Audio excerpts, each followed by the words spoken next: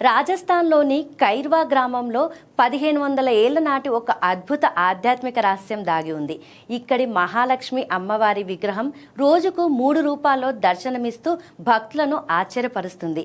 ఉదయం బాలికలా, మధ్యాహ్నం యవ్వనవతిగా, సాయంత్రం వృద్ధురాలిలా అమ్మవారి ముఖ కవలికలు మారుతుంటాయని స్థానికులు నమ్ముతారు. నల్లరాతితో చెక్కిన ఈ విగ్రహం కొల్హాపూర్ మహాలక్ష్మిని పోలి ఉంటుంది.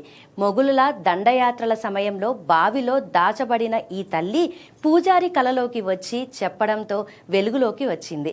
మరో ఆశ్చర్యకరమైన విషయం ఏమిటంటే ఇక్కడ హోలీ పండుగ నాడు ప్రసాదాన్ని ఆన్లైన్ బిడ్డింగ్ ద్వారా పంచే వింత ఆచారం ఉంది.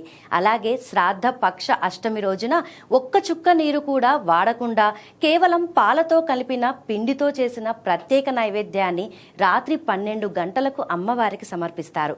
ఒకసారి స్వయంగా అమ్మవారే ఒక చిన్నారి రూపంలో పూజారికి దర్శనమిచ్చి ఆలయంలోకి వెళ్లి మాయమైపోయారట. ఇన్ని రహస్యాలు, మహిమలు ఉన్న ఈ క్షేత్రాన్ని దర్శించుకుంటే సకల ఐశ్వర్యాలు సిద్ధిస్తాయని భక్తుల ప్రగాఢ విశ్వాసం. ఇలాంటి అద్భుతాలు కేవలం మన భారతీయ పుణ్యక్షేత్రాల్లోనే సాధ్యం.